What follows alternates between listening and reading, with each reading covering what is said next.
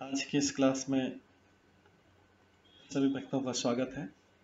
अभी हम कीर्तन से स्टार्ट करेंगे।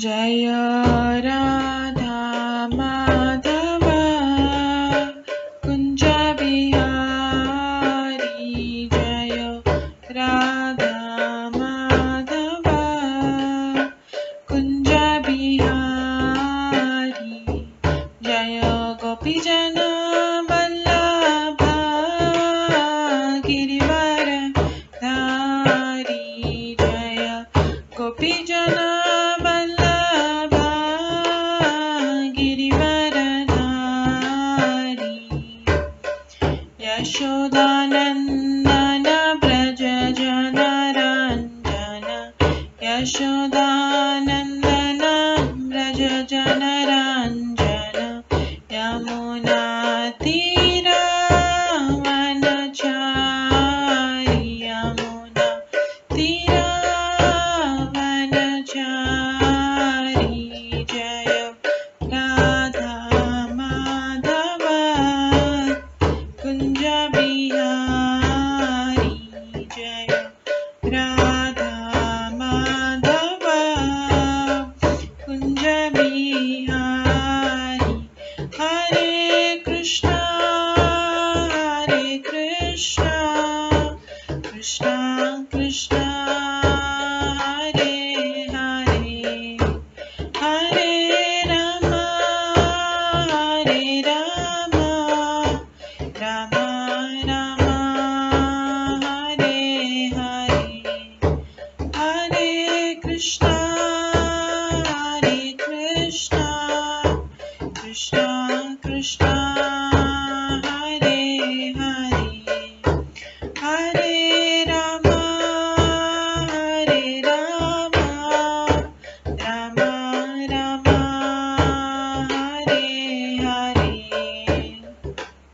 हरे कृष्णा कृष्णा कृष्णा हरे हरे, हरे राम राम राम हरे हरे, हरे कृष्णा कृष्णा कृष्णा हरे हरे, हरे राम राम हरे हरे, हरे कृष्णा कृष्णा कृष्णा हरे हरे, हरे राम राम हरे हरे, हरे कृष्णा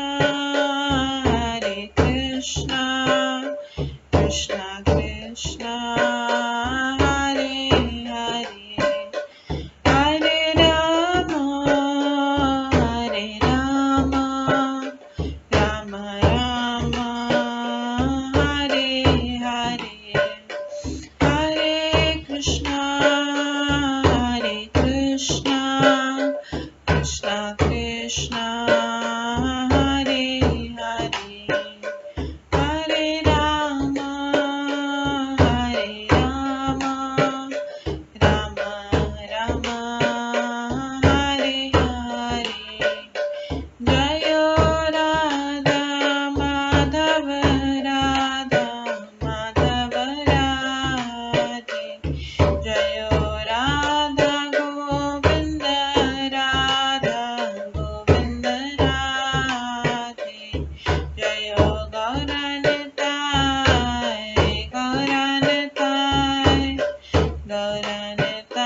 जय गौरनिताय, जय जय प्रभुपाद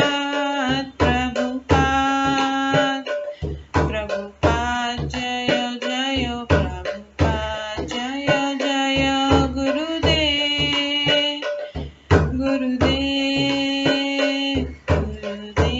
जय जय गुरुदेव, नित्य गौर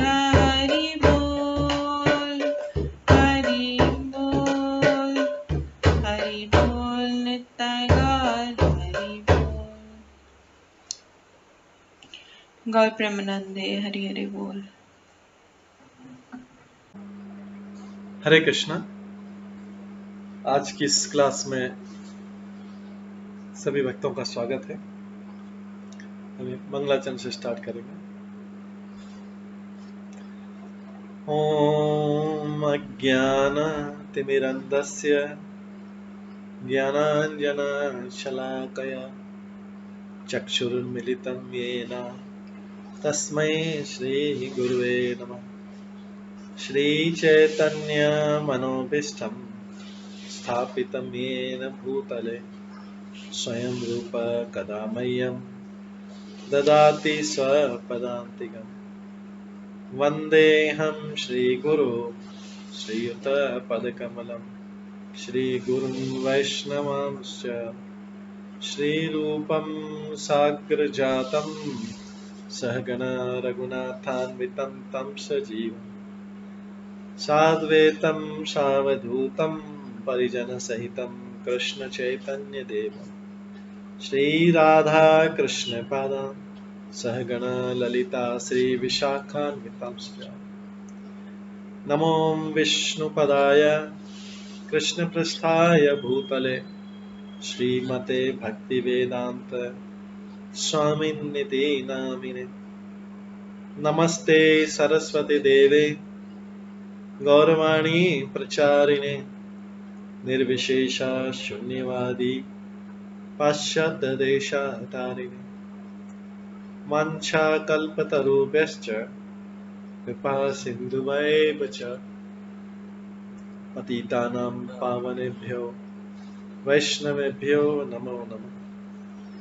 जय श्री कृष्ण चैतन्य प्रभु नित्यानंद श्री अद्वैत गदाधर शिवासादि गौर भक्तवृंद।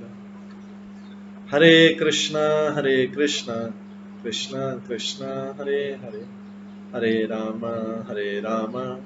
राम राम हरे हरे। ओम नमो भगवते वासुदेवाय। ओम नमो भगवते वासुदेवाय।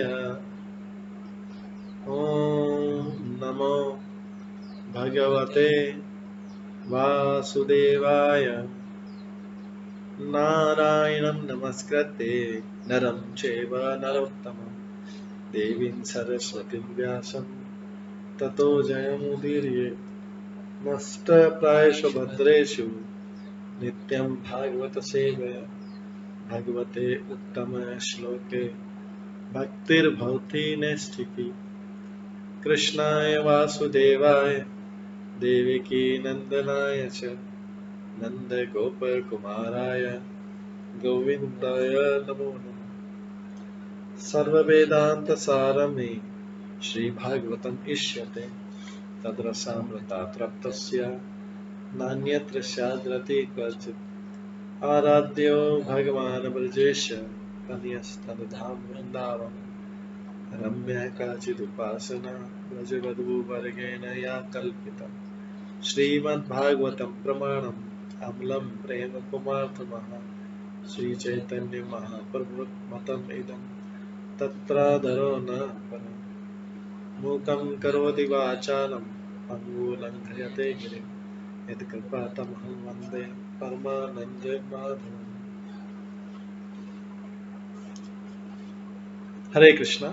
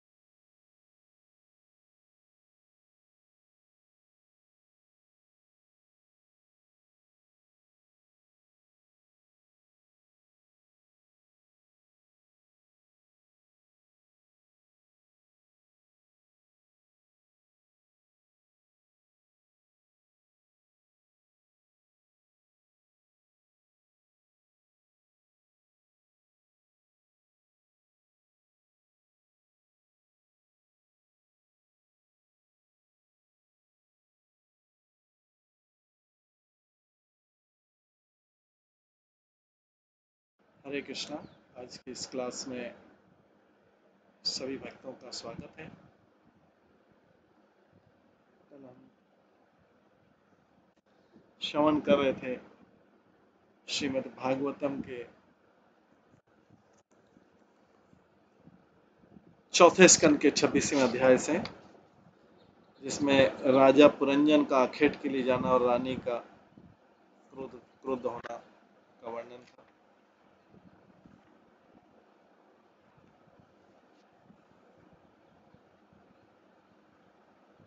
इसमें हमने श्रवण किया था कि राजा पुरंजन का आखेट के लिए जाना और फिर उनकी रानी, जो बुद्धि रूप रानी है, वो क्रोधित होती है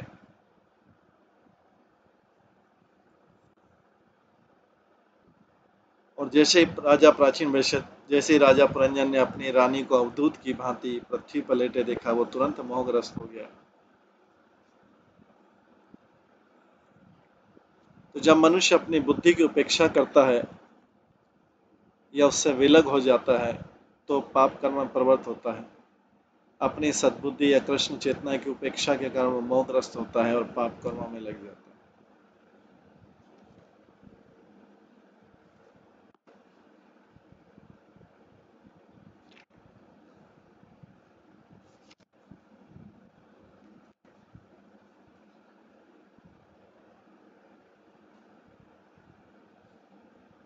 और अपनी सद्बुद्धि या कृष्ण चेतना की उपेक्षा के कारण वो मोहग्रस्त हो जाता है और पाप कर्मों में लग जाता है। अगर सद्बुद्धि की उपेक्षा की जाए तो व्यक्ति मोहग्रस्त हो जाएगा, भ्रमित हो जाएगा। सद्बुद्धि को हमेशा अपने साथ में रखेगा तो मोहग्रस्त नहीं होगा, लेकिन जहां सद्बुद्धि की उपेक्षा करेगा वहां मोहग्रस्त हो जाएगा और वो मोहग्रस्त होकर पाप कर्मों में लग जाएगा। जब इसका एहसास होता है कि उसने कितने पाप कर्म किए तो पश्चाताप करता है। ऐसे पश्चाताप का वर्णन नरोत्तम दास ठाकुर ने किया है। हरि हरि विफल जन्म गवैया, हरि हरि विफल जन्म गवैया, मनुष्य जन्म पाया राधा कृष्ण ना भजिया, जानिया सुनिया विषु खैया, हरि हरि विफल जन्म गवैया। कब होता है उसको एहसास? वो पश्चाताप होता है अपनी सद्बुद्धि या कृष्ण चेतना की उपेक्षा के कारण। जब वो मोहग्रस्त होता है, पाप कर्मों में लग जाता है, तब उसको एहसास होता है पाप कर्म करने के बाद तो उसने तो पूरा जन्म गंवा दिया। इस प्रकार से राजा उस सद्बुद्धि को समझाने लगा मीठे शब्दों में और जाके उसके लिए पश्चाताप करता और दंड भोगने के लिए तैयार है। और फिर इसके बाद हमने श्रवण किया था, वो अपनी रानी से बोलता है कि जब कोई स्वामी अपने सेवक को दंड देता है तो उसे परम अनुग्रह समझना चाहिए। जो क्रुद्ध होता है वो अत्यंत मूर्ख है और वो नहीं जानता कि ऐसा करना तो उसके मित्र का कर्तव्य है। इसके बाद वो उस सद्बुद्धि रूपी, जो रानी रूपी सद्बुद्धि की प्रशंसा करता है और बोलता है कि रानी, मैं अपनी पापपूर्ण इच्छाओं के कारण तुमसे बिना पूछे शिकार करने जंगल में चला गया। मतलब ये भी सद्बुद्धि से बोल रहा है कि मैंने सद्बुद्धि तुम्हारा उपयोग नहीं किया, सद्बुद्धि मैंने तुम्हारा उपयोग नहीं किया, तुम हमेशा मेरे साथ थी लेकिन मैंने तुम्हारी, है सद्बुद्धि, मैंने तुम्हारी उपेक्षा की, अतः मुझसे, मैं स्वीकार करता हूँ मुझसे अपराध हुआ। इस प्रकार से हमने श्रवण किया था। ये जो था राजा पुरंजन का आखेट के लिए जाना और रानी का क्रुद्ध होना। आज हम ये 26वां अध्याय था, आज हम 27वें अध्याय से शुरू करेंगे।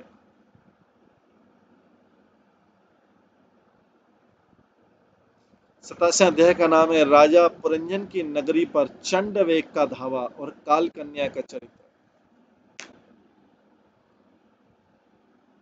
राजा पुरंजन की नगरी पर चंड वेग का धावा और काल कन्या का चरित्र। नारद उवाच इत्थं पुरञ्जनं संय वश्यमानी विभ्रमे पुरञ्जनी महाराज रेमे रमयति पतिम।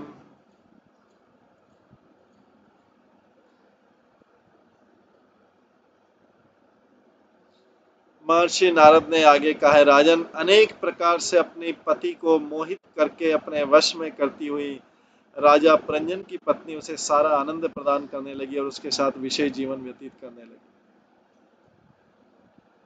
तो उसमें पुरंजन कौन है? जीवात्मा। और रानी कौन है? सद्बुद्धि है, उसकी बुद्धि है। तो इस प्रकार से तात्पर्य बोलते हैं, वन में आखेट करने के पश्चात राजा पुरंजन घर लौटा और स्नान करने तथा अच्छे भोजन करने के बाद जब उसने रानी को ढूंढा, जब उसने देखा कि वो बिना बिस्तर के भूमि पर लेटी और कोई उपयुक्त वस्त्र धारण नहीं किए, तो अत्यंत दुखी हुआ। रानी कौन थी? उसकी बुद्धि थी, क्योंकि उसने अपनी सद्बुद्धि को छोड़ दिया और शिकार जैसे पाप में लग।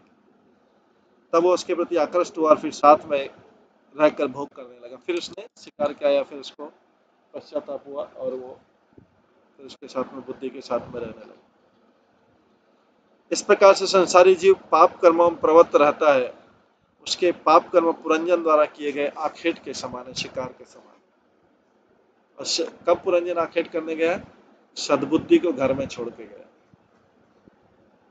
जो उसके इंटेलिजेंस, अच्छी इंटेलिजेंस है, गुड इंटेलिजेंस, उसको छोड़ के।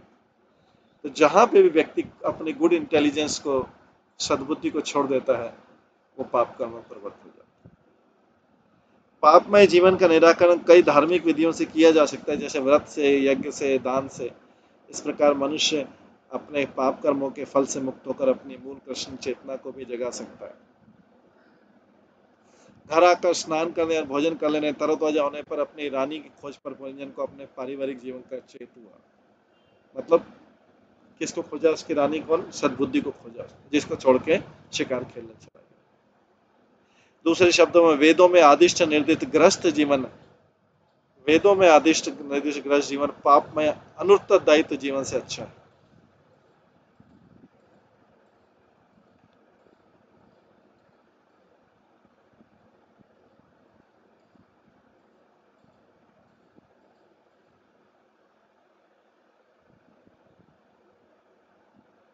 तो यहाँ पे बोला गया है, यदि कृष्ण चेतना में स्त्री तथा पुरुष मिल जाए और शांतिपूर्वक रहे तो अति उत्तम है, किंतु यदि पति अपनी पत्नी के प्रति अत्यधिक आसक्त होकर अपने जीवन के लक्ष्य को भूल जाता है, तो भौतिक जीवन के उलझने फिर शुरू हो जाएंगे। इसलिए श्री रूप गोस्वामी ने संस्तुति की, अनासक्तस्य विषयान, पति तथा पत्नी विषय वासना से रहित होकर आध्यात्मिक जीवन की उन्नति के लिए एक साथ रह सकते हैं। पति को भक्ति करनी चाहिए, पत्नी को वैदिक आदर्शों के अनुसार धार्मिक तथा श्रद्धावान होना चाहिए। ऐसा संयोग उत्तम होता है। किंतु यदि पति विषय भोग के कारण पत्नी के प्रति अत्यधिक आसक्त होता है तो स्थिति गंभीर हो जाती है। अतः जो है, इस प्रकार से काम वासना से रहित होके ग्रस्त जीवन को व्यतीत किया जा सकता है।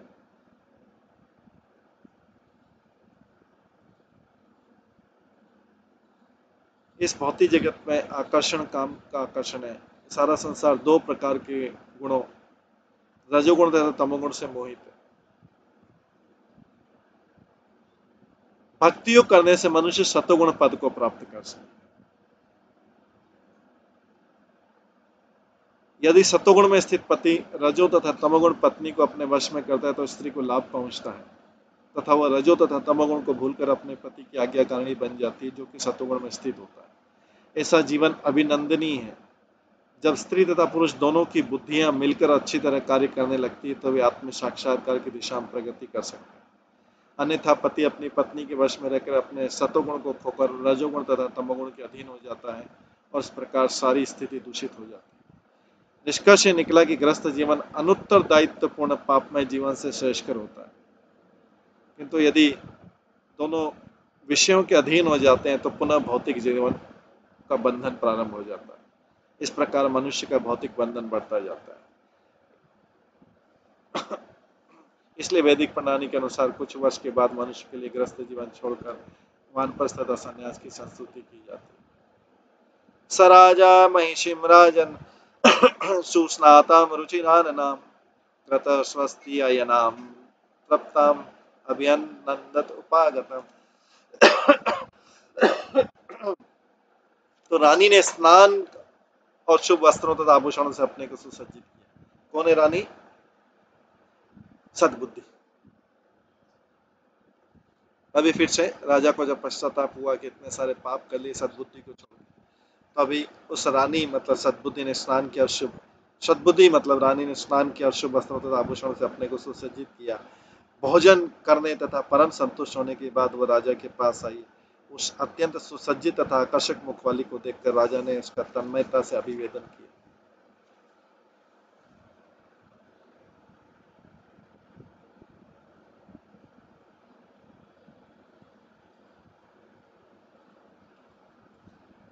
जब मनुष्य पारिवारिक मामलों में अत्यधिक उलझता है तो वह पारिवारिक कार्यों को भी ठीक ढंग से नहीं कर पाता है। अतः स्त्री को प्रेरणा पद समझा जाता है और उसे पति की बुद्धि को सुचारू रखना चाहिए, जिससे दोनों मिलकर पारिवारिक मामलों को ठीक से चला सके। तयापगड परिरब्ध कंदरो रहनुमत्रे अपकृष्ट चेतन न काल रहम्बुपदुरत्ययम् दिवा निशायति प्रमदा परिग्रह। राजा रानी पुरंजनी ने राजा का आलिंगन किया एवं राजा ने भी उसे बाहों में भर लिया। तो यहाँ पे दोनों काल्पनिक चरित्र पुरंदर और रानी है, और पुरंदर जीवात्मा और रानी जो है सद्बुद्धि। इस प्रकार से एकांत में विनोद करते रहे राजा पुरंजन की अपनी स्त्री सुंदर स्त्री पर इतना मोहित रहने लगा कि अच्छे बुरे का विचार न रहा। वो भूल गया कि रात तथा दिन बीतने का अर्थ व्यर्थ ही आयु का घटते जाना। इस श्लोक में प्रमदा शब्द अत्यंत महत्वपूर्ण है। सुंदर स्त्री का अपने पति के लिए प्रेरणादायक अवश्य है, किंतु साथ ही अवनति का भी कारण है। प्रमदा का अर्थ है प्रेरणादायक तथा प्रमत्त करने वाली। सामान्यतः ग्रस्त दिन रात के बीते रहने पर गंभीरता से ध्यान नहीं देता। अज्ञानी मनुष्य इतना ही समझता है कि दिन आता है और उसके बीत जाने पर रात आती है। यह तो प्रकृति का नियम है, किंतु वो यह नहीं जानता कि जब प्रातःकाल सूर्योदय होता है तो उसकी आयु उसी के अनुसार क्षीण होती है, और इस प्रकार दिन प्रतिदिन जीवन काल घटता जाता है और मनुष्य अपने कर्तव्य को भूलकर विषय भोग में लगा रहता है। ऐसी अवस्था अपकृष्ट चेतना अर्थात अवनत चेतना, एक तो उन्नत चेतना और अवनत चेतना, अवनत मतलब नीचे गिरी हुई चेतना कहलाती है। मानवीय चेतना का सदुपयोग तो वास्तव में ऊपर उठने के लिए होना चाहिए। कितनों अपने पारिवारिक मामलों में अत्यधिक आसक्त रहने के कारण मनुष्य कृष्ण चेतना की परवाह नहीं करता। वो इस प्रकार अपक्रमित होता है, उसके पता ही नहीं रहता कि वो लाखों डॉलर खर्च करके भी बीते हुए क्षण को मोल नहीं ला सकता वापिस से, उसको खोए हुए क्षण को वापिस नहीं। जीवन की सबसे बड़ी क्षति है श्री कृष्ण को जाने बिना जीवन बिता देना। हमें जीवन के प्रत्येक क्षण का सदुपयोग करना चाहिए, और जीवन के समुचित उपयोग का अर्थ है भगवान की भक्ति को बढ़ाना। बिना भगवत भक्ति के जीवन के सारे कार्य समय के अपव्यय मात्र है। श्रम एव ही केवलम। बिना भगवत भक्ति के जीवन के सारे कार्य समय के अपव्यय मात्र है। श्रम एव ही केवल कर्तव्यनिष्ठ बनकर हम जीवन का नाम नहीं उठा सकते कि हम अपना ड्यूटी खाली कर रहे हैं। केवल कर्तव्यनिष्ठ बनकर, अगर उसमें भगवान की भक्ति नहीं। जैसा कि श्रीमद् भागवतम के पहले स्कंद के दूसरे अध्याय के 8वें श्लोक में कहा गया, धर्म स्वनिष्ठतः पुंसाम विश्वक्सेन कथासु यः नोत्पाद्येदति रतिम श्रम एव ही केवलम। यदि ठीक से कर्तव्य करने के बाद कृष्ण चेतना में प्रगति नहीं होती तो ये समझना चाहिए कि सारा श्रम व्यर्थ होगा, चाहे हमने कितना भी ठीक ढंग से काम किया हो। अगर कृष्ण चेतना में प्रगति नहीं होती तो समझना चाहिए कि सारा श्रम व्यर्थ गया। श्रम एव ही केवलम। शयानोन्नद्मदो महामना महातल्पे महिषी भुजोपरि तामेव वीरो मनुते परम यत् स्तमो विभूतो न निजं परम यच न निजं परम चेत्। इस प्रकार अत्यधिक मोहग्रस्त होने से मनुष्य होते भी राजा पुरंजन अपनी पत्नी की भुजाओं के तकिए पर अपना सिर रखकर सदैव लेटा रहता था। इस प्रकार वह उस रमणी को अपने जीवन का सर्वस्व मानने लगा। अज्ञान के आवरण से ढका होने के कारण उसे आत्म साक्षात्कार का, स्वयं का अथवा भगवान का कोई ज्ञान नहीं रहा। तो मनुष्य, तात्पर्य प्रभुपाद बताते हैं, मनुष्य जीवन आत्म साक्षात्कार के लिए पहले मनुष्य को अपने आप का दर्शन करना होता है, जिसे इस श्लोक में निजम कहा गया है। तब उसे परमात्मा को, पहले आत्मा को समझना है, फिर परमात्मा को समझना है।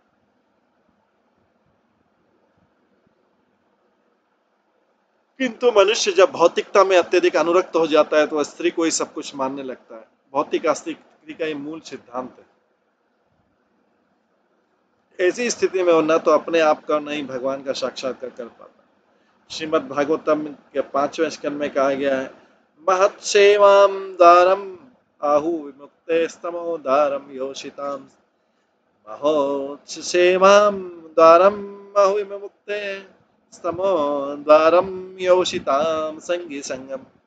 यदि वो महात्माओं का या भक्तों की संगति करता है तो उसकी मुक्ति का द्वार खुल जाता है। किंतु यदि स्त्रियों के प्रति या स्त्रियों में अनुरक्त रहने वाले पुरुषों के प्रति, अर्थात प्रत्यक्ष परोक्ष रूप से स्त्रियों के प्रति आकर्षित होता है, तो उसके लिए तमो द्वार अर्थात नारकीय जीवन के अंधकारमय क्षेत्र का द्वार खुल जाता है। राजा पुरंजन महात्मा, बुद्धिमान तथा उन्नत चेतना वाला व्यक्ति था, किंतु स्त्री के प्रति अत्यधिक अनुरक्ति के कारण उसकी चेतना मलिन हो गई थी। आधुनिक युग में शराब, स्त्री तथा मांस भक्षण के कारण लोगों की चेतना अत्यधिक मलिन हो गई। अतः लोग साक्षात आत्म साक्षात्कार की दिशा में तनिक भी प्रगति नहीं कर पाते। आत्म साक्षात्कार की पहली सीढ़ी है अपने आप को शरीर से भिन्न आत्मा मानना। दूसरी सीढ़ी है प्रत्येक आत्मा अर्थात प्रत्येक जीव को परमात्मा का अंश मानना। भगवद गीता में इसकी पुष्टि, ममेव वंशो जीवलोको, ममेव वंशो जीवलोको जीवभूता सनातन मनःशस्त्राणि इंद्रियाणि प्रकृति स्थानी कर्षति। इस बद्ध जगत में जीवात्मा मेरे शाश्वत अंश।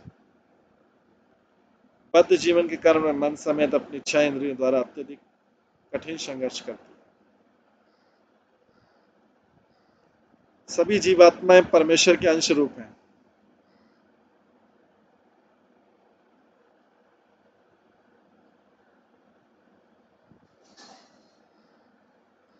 सभी जीवात्माएं परमेश्वर के अंश रूप है। दुर्भाग्यवश वर्तमान संस्कृति में स्त्रियों तथा पुरुषों को प्रारंभ से एक दूसरे के प्रति, बाल्यकाल से एक दूसरे के प्रति आकृष्ट होने दिया जाता है। फलस्वरूप में आत्म साक्षात्कार की स्थिति तक कभी नहीं पहुंच पाते। उन्हें इसका पता ही नहीं रहता कि बिना आत्म साक्षात्कार के इस मनुष्य जीवन में सर्वाधिक क्षति होती है। हृदय में स्त्री का निरंतर चिंतन करना, बहुमूल्य शैया पर हृदय में स्त्री का चिंतन करना उतना ही बराबर है बहुमूल्य शैया पर स्त्री के साथ शयन करने के। हृदय ही असली शैया है और यह वही सर्वाधिक मूल्यवान शैया है। जब मनुष्य स्त्री तथा धन के विषय में सोचता है तो वह अपनी पत्नी की भुजाओं में लेट जाता है और अत्यधिक विषय वासना में फंसकर आत्म साक्षात्कार का योग्य बन जाता है। ये नारद मुनि राजा प्राचीन भविष्य को बता रहे हैं पुरंजन की स्टोरी के माध्यम से। ये पुरंजन की स्टोरी काल्पनिक है। उसके बाद तयेवं रममाणस्य काम कल्मल चेतसः क्षणार्धम इव राजेंद्र व्यतिक्रांतम नवम वय। हे राजा प्राचीन भविष्य, नारद मुनि बोले, इस प्रकार पुरंजन काम तथा पापमय कर्मों से पूरी हृदय से अपनी पत्नी के साथ भोग विलास करने लगा। इस तरह आधे क्षण में उसका नव जीवन तथा युवावस्था बीत गई। उसको लगा कि आधा ही क्षण हुआ अभी तो, और उसका नव जीवन और युवावस्था दोनों बीत गई। तात्पर्य में प्रभुपाद बोलते हैं, श्री गीत गोविंद दास ठाकुर का गीत है, ए धन जौवन पुत्र परिजन इथे किया छे परती तीरे, कमल दल जल जीवन टलमल भजऊं हम हरिपद नीति रे। वे इस गीत में बताते कि युवावस्था के भोग विलास में कोई आनंद नहीं है। युवावस्था में मनुष्य सभी प्रकार के विषयों को भोगने के लिए आतुर उठता है। रूप, स्वाद, गंध, स्पर्श तथा शब्द ये इंद्रिय विषय हैं। आधुनिक वैज्ञानिक विधि इन 5 इंद्रियों के भोग को बढ़ावा देती है। नई पीढ़ी सुंदर रूप देखने, रेडियो समाचार सुनने तथा इंद्रियों को सुख देने वाले गीतों सुनने, सुंदर पुष्प सूंघने, तरुणी के नरम शरीर को छूने तथा कामेंद्रियों को सहलाने में अति प्रसन्न होते हैं। ये सब पशुओं को भी सुखकर लगता है। इसलिए मानव समाज में 5 विषयों के भोगों पर जो है रेस्ट्रिक्शन, यदि उनका पालन नहीं करता तो अनलिमिटेड करता तो उसका पशु तुल्य बन जाता है। इस प्रकार श्लोक में स्पष्ट कथन है, काम कश्मल चेतसा, राजा पुरंजन की चेतना कामेच्छाओं तथा पाप कर्मों के कारण बुरी तरह दूषित हो चुकी है। अब उसकी इंद्रिया किसी काम की नहीं रही थी। पिछले श्लोक में कहा गया कि यद्यपि पुरंजन की चेतना उन्नत थी, किंतु वो हमेशा अपनी पत्नी के साथ कोमल शैया पर लेटा रहता था। इससे सूचित होता है कि वह अत्यधिक काम आ सकता है। श्लोक के नवम वया शब्द भी महत्वपूर्ण है। ये शब्द 16 से 30 वर्ष की अवस्था बताते हैं। नवम वया, ये 13 या 15 वर्ष ऐसे हैं जिसमें कोई अपने इंद्रियों का अत्यधिक भोग कर सकता है। 13 से 13 to 30। जब मनुष्य इस आयु को प्राप्त करता है तो सोचता है कि जीवन इसी प्रकार चलता रहेगा और इंद्रिय भोग भी ऐसा ही चलता रहेगा, किंतु समय तथा ज्वार कभी किसी की प्रतीक्षा नहीं करते। ज्वार मतलब जो समुद्र में जो ज्वार आता है, वो समय तथा ज्वार किसी की प्रतीक्षा नहीं करते। युवावस्था तुरंत ढल जाती है। जो युवावस्था को पाप कर्म करने में लगा देता है, वो युवावस्था के बीतने पर निराश हो जाता है। युवावस्था के भौतिक सुख उस व्यक्ति को भाते हैं जिसे किसी प्रकार की आध्यात्मिक शिक्षा नहीं मिलती। यदि उसे केवल देहात्म बुद्धि की शिक्षा मिलती रहेगी तो बाद में उसे निराश जीवन बिताना पड़ेगा, क्योंकि 40 वर्ष के अंदर इंद्रिय सुख समाप्त हो जाता है। 40 वर्ष के बाद उसे मोह रहित जीवन बिताना पड़ता है, क्योंकि इससे आध्यात्मिक ज्ञान नहीं रहता है। मोह इसलिए कि भ्रमित रहता है।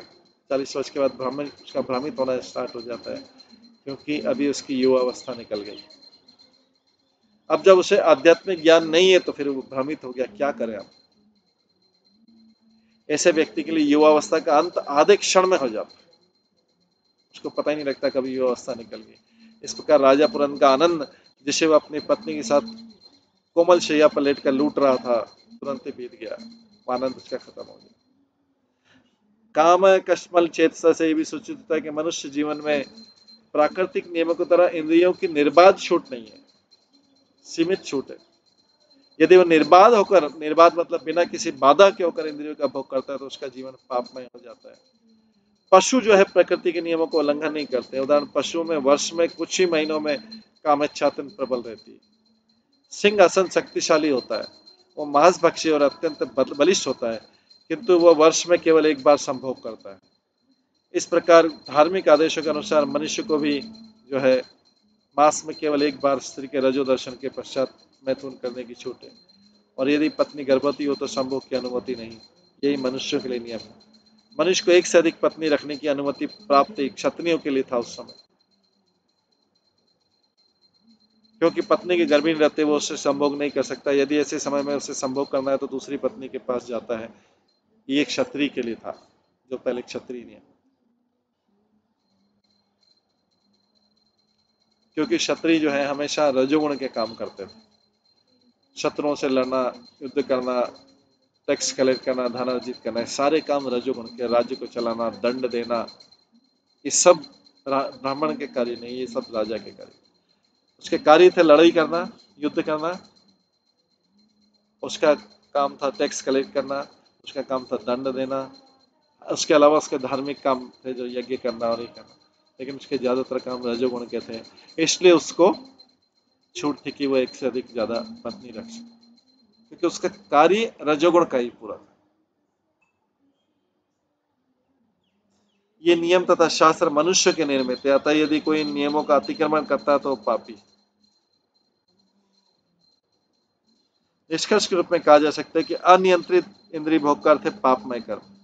अवैध स्त्री मैथुन वह है जिसमें शास्त्रों के नियमों का उल्लंघन होता है। जब कोई शास्त्रों या वेदों के नियमों का अतिक्रमण करता है तो पाप कर्म करता है। जो मनुष्य पाप कर्म करता है वो अपनी चेतना को बदल नहीं सकता। पाप कर्म करते हुए वो अपनी चेतना को बदल नहीं सकता। कोई अगर सोचे कि मैं पाप कर्म भी करता हूँ साथ में कृष्ण चेतना में प्रगति करता रहूं, वो संभव नहीं। हमारा वास्तविक कार्य हम अपनी चेतना को कश्मल से परम शुद्ध कृष्ण चेतना में बदलें। जैसा कि भगवद गीता में पुष्टि, परम ब्रह्म परम धाम पवित्रम परमम भगवान, श्री कृष्ण ही परम विशुद्ध है, और यदि हम अपनी चेतना को भौतिक सुख से कृष्ण की ओर मोड़ते हैं तो हम शुद्ध बनते हैं।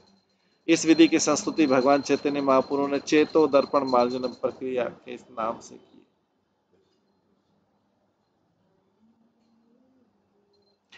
तस्याम अजनयत पुत्रान् पुरंजनयाम पुरंजनः शतानि एकादश विराट आयुष अधर्मत अत्यगात।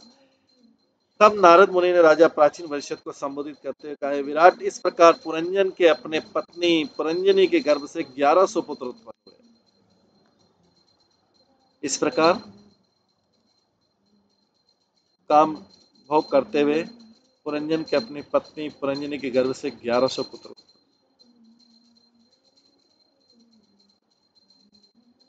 किंतु इस कार्य में उसका आधा जीवन व्यतीत हो गया।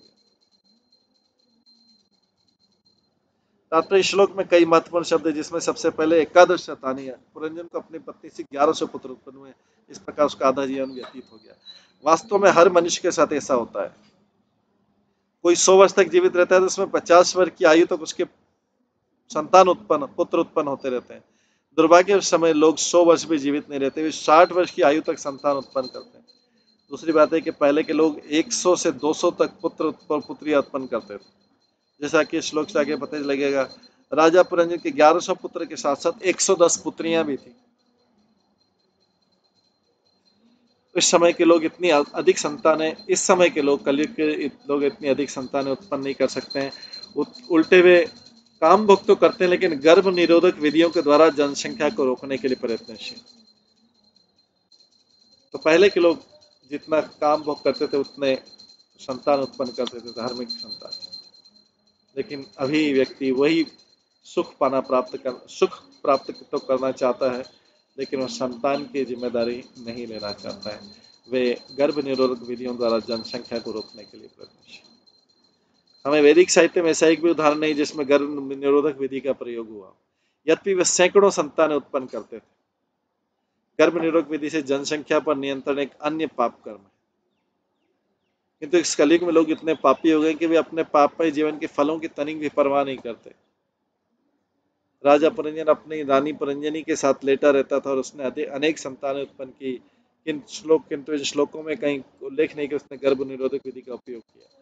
वैदिक शास्त्र के अनुसार असली गर्भ निरोधक विधि तो है विषय जीवन पर संयम रखना। इसमें ऐसा नहीं कि निर्बाध गति से संभोग तो किया, किंतु गर्भाधान को रोकने के लिए संतानें न उत्पन्न होने दी जाए। यदि मनुष्य की चेतना ठीक है तो अपनी धर्म पत्नी की राय लेता है और फिर बुद्धिपूर्वक जीवन मान निर्धारित करता है। दूसरे शब्दों में, यदि सौभाग्यवश अच्छी प्रयत्नशील पत्नी प्राप्त हुई तो पारस्परिक विचार विमर्श से मनुष्य निश्चित करता है कि यह जीवन कृष्ण चेतना में प्रगति के लिए निमित्त है, अधिक संतानें उत्पन्न करने के लिए नहीं। संतानें परिणाम है, और जब मनुष्य अपनी सद्बुद्धि की राय लेता है तो देख सकता है कि उसकी कृष्ण चेतना का विस्तार ही उसकी संतानें अथवा परिणाम होना चाहिए कि वो कृष्ण चेतना का विस्तार करे, लेकिन अच्छी संतानों के रूप में करे। अच्छी संतान उत्पन्न करना कृष्ण चेतना का विस्तार है।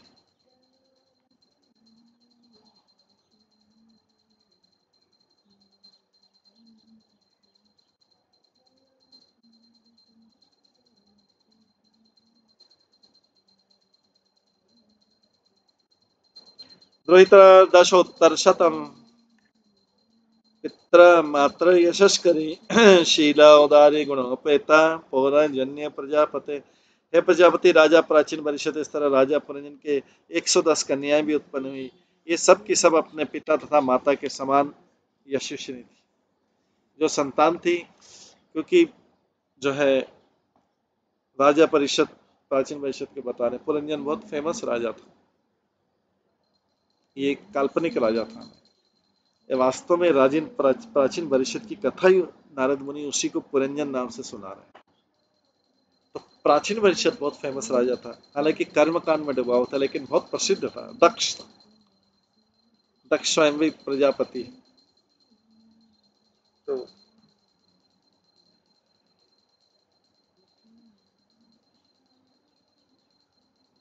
इस तरह राजा पुरंजन के 110 कन्याएं उत्पन्न हुई। सब की सब अपने पिता तथा माता के समान यशस्विनी थी।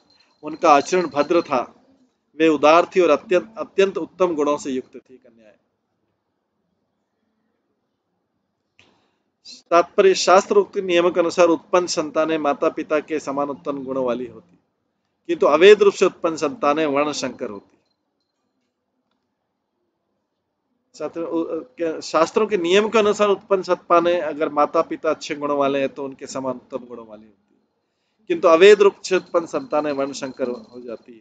और वर्ण संकर संतान अपने परिवार को, यहाँ तक कि अपने प्रति भी उत्तरदायित्वपूर्ण नहीं होती, वो अपने प्रति भी रिस्पॉन्सिबल नहीं होते, दूसरों के प्रति तो क्या।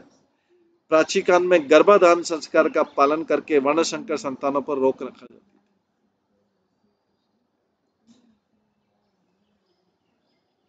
इस श्लोक में यद्यपि हम राजा पुरंजन के अनेक संतानें पाते, किंतु वर्ण संकर नहीं थी। इतनी सारे संतानें भी थी लेकिन कोई वर्ण संकर नहीं थी। वे सबकी सब उत्तम आचरण वाली संतानें थी और उनमें अपने माता पिता के सारे समान सारे गुण।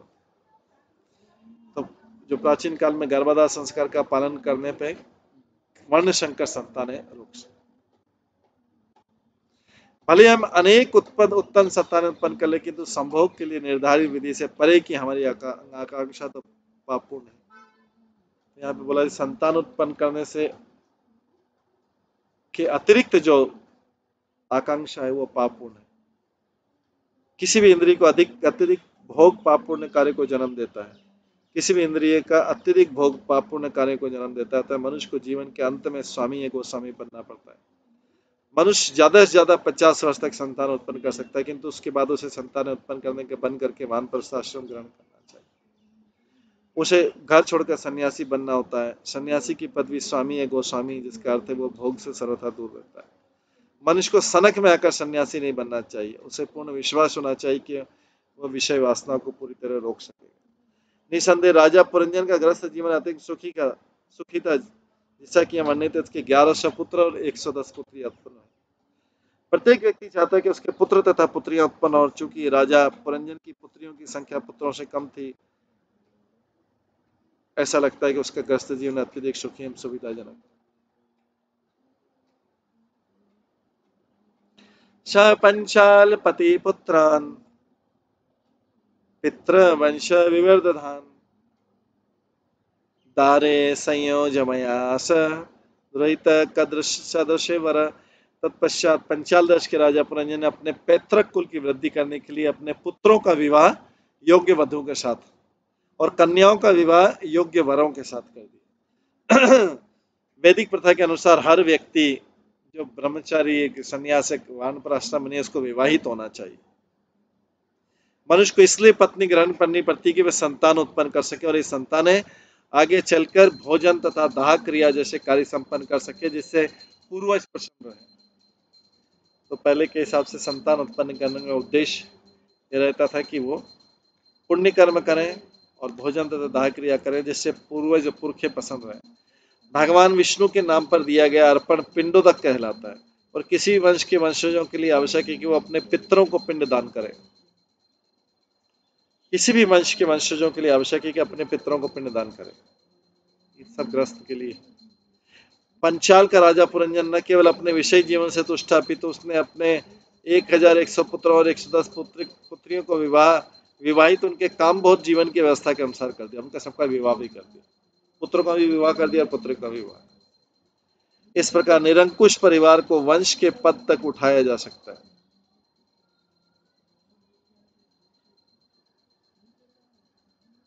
इस श्लोक की महत्वपूर्ण बात है कि पुरंजन ने अपनी पुत्री तथा पुत्रों तथा पुत्रियों का सभी का विवाह कर दिया। माता पिता के कर्तव्य कि अपने पुत्रों तथा पुत्रियों के विवाह की व्यवस्था करें। वैदिक समाज में अनिवार्य है। विवाह के पूर्व पुत्रों तथा पुत्रियों को विपरीत लिंगों में स्वच्छंदता पूर्वक नहीं मिलने देना चाहिए। इस वैदिक सामाजिक संगठन की विशेष बात है कि इससे अवैध स्त्री प्रसंग या वर्ण संकरता रुकती है, जो कि इस समय विविध नामों के रूप में प्रचलित है।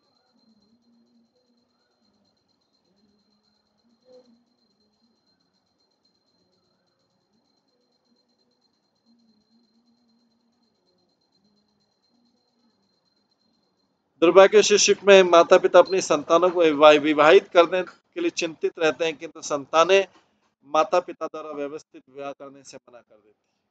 इसलिए संसार में विभिन्न नामों के अंतर्गत वर्ण संकरों की इतनी वृद्धि हुई।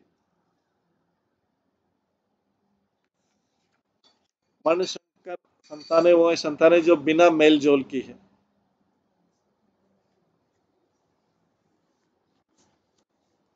आगे श्लोक में कहा गया पुत्राणाम च भवन पुत्रा एक एकस्य शतम शतम ये वे पौरंजना मंश पंचालेषु समेदित। इन अनेक पुत्रों में से प्रत्येक के कई 100 पुत्र उत्पन्न हुए। जितने 1100 पुत्र हुए, 110 पुत्रियां, उसमें से एक एक की पुत्रों के 100 पुत्र हुए। इस प्रकार राजा परंजन के पुत्रों तथा पौत्रों से सारा पांचाल देश भर गया।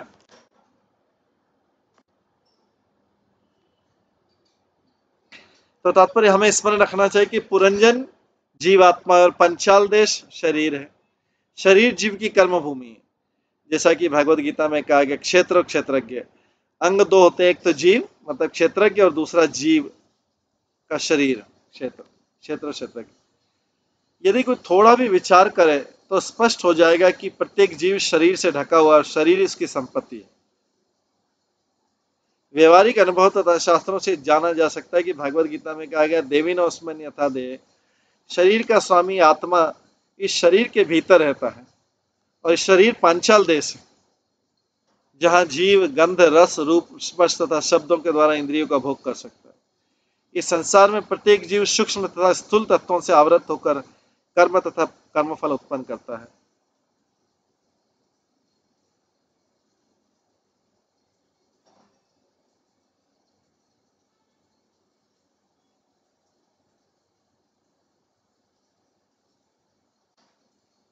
जिन्हें रूपक के रूप में पौत्र तथा पुत्र कहा जाता है। ये कर्मफल दो प्रकार के होते हैं, पवित्र तथा अपवित्र। इस प्रकार हमारा जीवन विभिन्न कर्म फलों से आवृत रहता है। इस प्रसंग में श्री नरोत्तम दास ठाकुर कहते हैं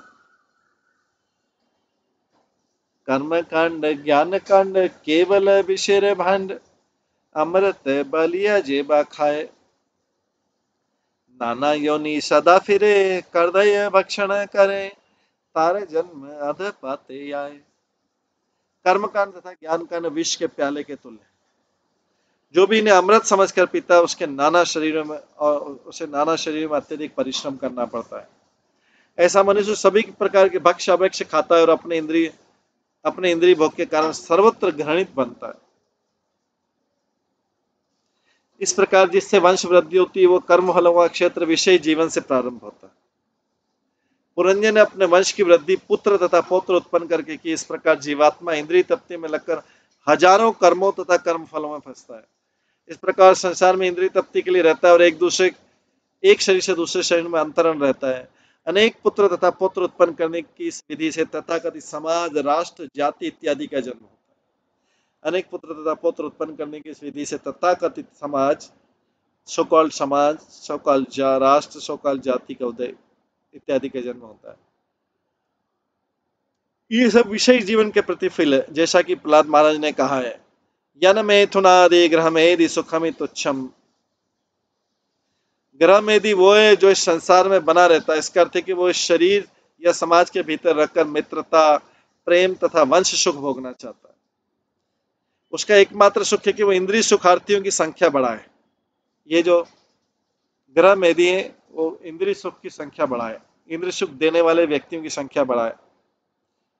वह स्त्री संभोग करता है, पुत्र उत्पन्न करता है, जिनके विवाह के पश्चात पौत्र उत्पन्न होते हैं।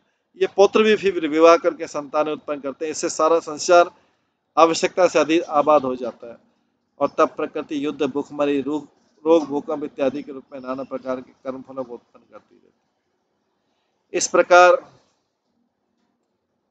इस तरह सारी जनसंख्या विनष्ट होकर पुनः जन्म लेती है।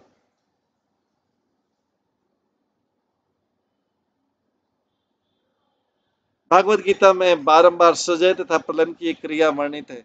भूत्वा भूत्वा प्रदीयते। कृष्ण चेतना के अभाव में सारी सृष्टि तथा विनाश मानव सभ्यता के नाम पर चलते रहते हैं। आत्मा तथा परमात्मा के ज्ञान के अभाव में यह निरंतर चलता रहता है। ये चक्र निरंतर चलता है।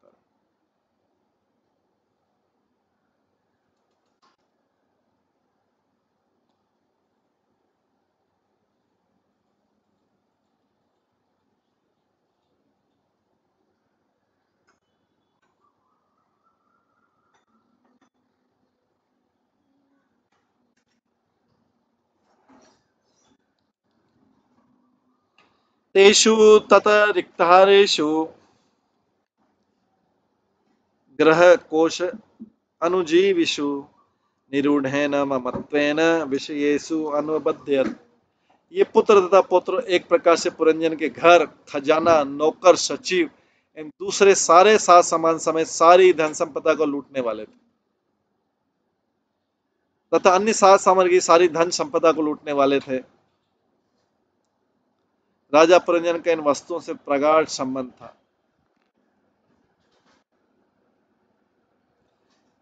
तात्पर्य श्लोक का रिक्था ऋषि शब्द अत्यंत महत्वपूर्ण है, जिसका अर्थ धन को लूटने वाले। किसी के भी पुत्र पौत्र तथा अन्य वंशज अंततः उसकी उस व्यक्ति की संचित संपत्ति के लुटेरे ही तो होते हैं। ऐसे अनेक विख्यात व्यापारी तथा उद्योगपति हैं जो अनंत संपत्ति अर्जित करते हैं और जिनकी जनता में काफी प्रतिष्ठा रहती है, किंतु अंत में उनकी सारी संपत्ति अनेक पुत्रों तथा पौत्रों द्वारा लूट ली जाती है। हमने भारत में एक ऐसा उद्योगपति देखा है जो राजा पुरंजन की तरह अत्यंत विषयी था और उसकी आधा दर्जन पत्नियां। इन पत्नियों में से हर एक के लिए पृथक पृथक आवास का प्रतिबंध था, जिसमें हजारों रुपए खर्च होते थे उस समय। जब मैं उनसे बात करा तो मैंने देखा कि प्रत्येक पुत्र तथा पुत्री के लिए कम से कम वो 5 लाख रुपए जुटाने के लिए प्रयत्नशील था। ये प्रभुपाद अपने समय की बात कर। इस तरह ऐसे उद्योगपति, व्यापारी, कर्मी शास्त्रों में मूढ़ कहेंगे, मूर्ख में कठिन श्रम करते हैं, धन जोड़ते हैं और इससे सुख पाते हैं, और इस चीज में सुख पाते हैं कि उनके पुत्र तथा पौत्र उस धन को लूट लें। ऐसे लोग अपनी संपत्ति को वास्तविक मालिक के पास लौटाना नहीं चाहते, वो भगवान की सेवा में संपत्ति को नहीं लगाना चाहते।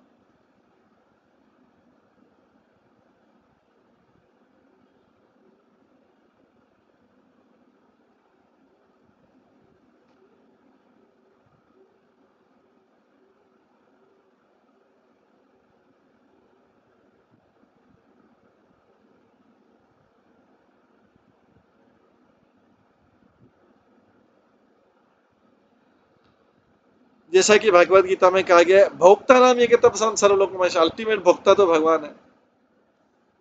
तो समस्त संपत्ति का असली स्वामी उसके पुत्र पौत्र नहीं है,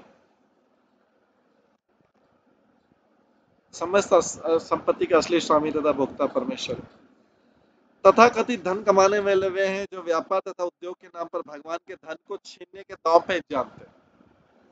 जो तथाकथित धन कमाने वाले बोलते हैं, वे जो व्यापार तथा उद्योग के नाम पर भगवान के धन को छीनने वाले।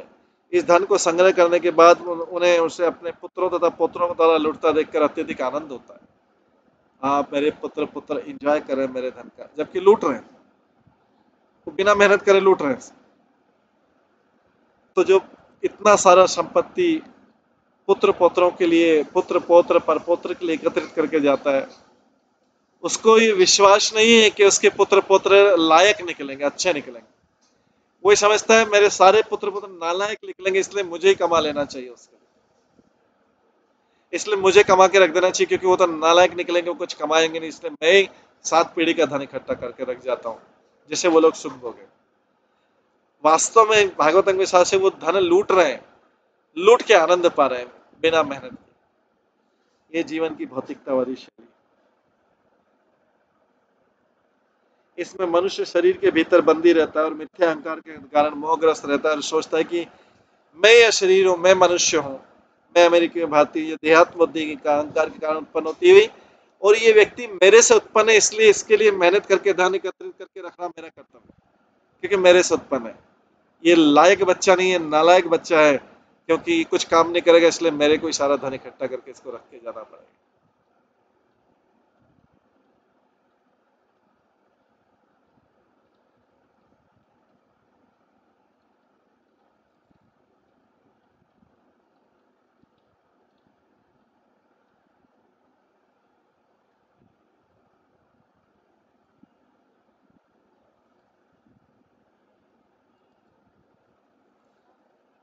इसी मिथ्या अहंकार के वशीभूत होकर मनुष्य अपने को परिवार, राष्ट्र या समुदाय से अपने को एकाकार समझता है। इस प्रकार भौतिक जगत से उसकी आसक्ति बढ़ती जाती है और फिर जीव को इस बंधन से निकल पाना कठिन होता है।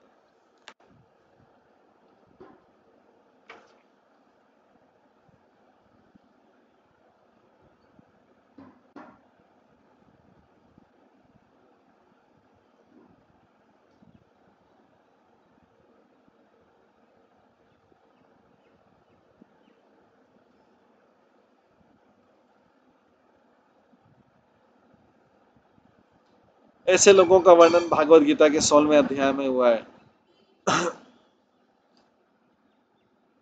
इदमद्ये मया लब्धिम इमं प्राप्स्य मनोरथम इदमस्तिम अपि मे भविष्यति पुनर्धनम असो मया हतः शत्रु निश्चय चापरनापि ईश्वरोऽहं भोगी सिद्धो अहं बलवान सुखी आड्यो अभिविजन्मानस्मि को अन्यो अस्ति सदृशो मया दक्ष यक्षे दास्यामि मोदिष्य इत्ते ज्ञान विमोहिता।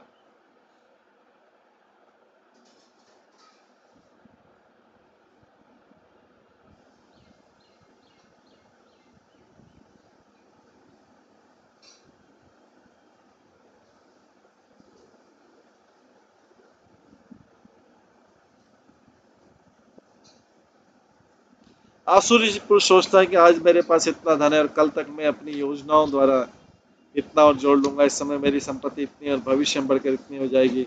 वो मेरा शत्रु, मैंने उसको मार दिया और मेरे अन्य शत्रु भी मारे जाएंगे।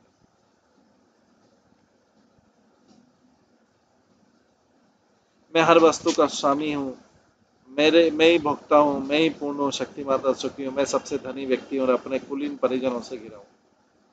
मेरे समान कोई अन्य शक्तिशाली तथा सुखी नहीं है। मैं यज्ञ करूंगा, दान दूंगा, सुख भोगूंगा तथा इस प्रकार से व्यक्ति अविद्या द्वारा मोहित हो जाएंगे। इस प्रकार लोग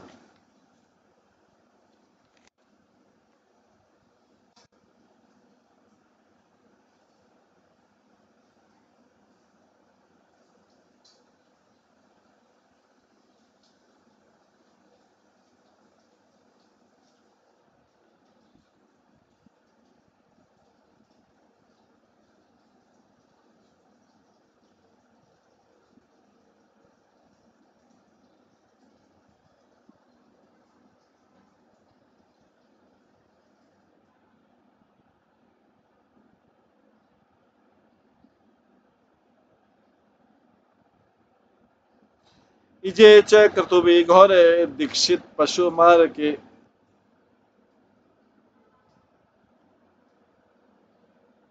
देवान पितन भूतपतिन नाना काम यथा भवान।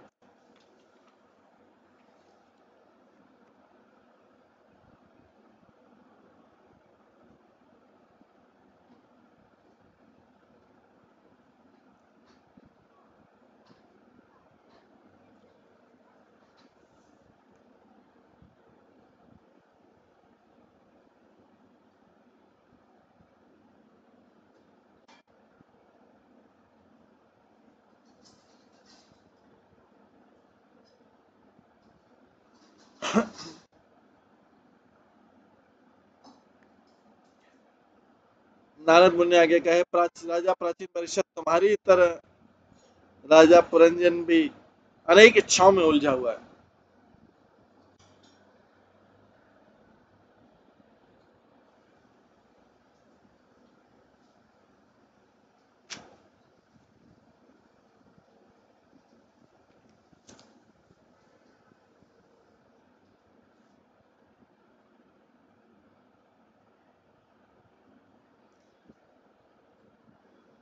राजा प्राचीन परिषद तुम्हारी तरह राजा पुरंजन भी अनेक इच्छाओं में उलझा हुआ है, इसलिए उसने देवताओं, पितरों तथा सामाजिक नेताओं की पूजा विविध यज्ञों द्वारा की, किंतु सारे यज्ञ नृशंस थे क्योंकि उसके पीछे पशुओं के वध की भावना काम कर रही थी। तो नारद मुनि अभी जो है उसको बता रहे हैं, पुरंजन से तुलना करें कि तुम भी ऐसा ही काम कर रहे हो। धीरे धीरे उसको बताएंगे कि तुम भी ऐसा ही काम कर रहे हो। तो ये सब वर्णन जो है हम कल की क्लास में श्रवण करेंगे। आज की क्लास में यहीं पे विराम देते हैं। सभी भक्तों का बहुत बहुत धन्यवाद। सभी भक्तों के लिए एक बार हरे कृष्ण महामंत्र का जप करते हैं। हरे कृष्णा कृष्णा कृष्णा हरे हरे, हरे राम राम राम।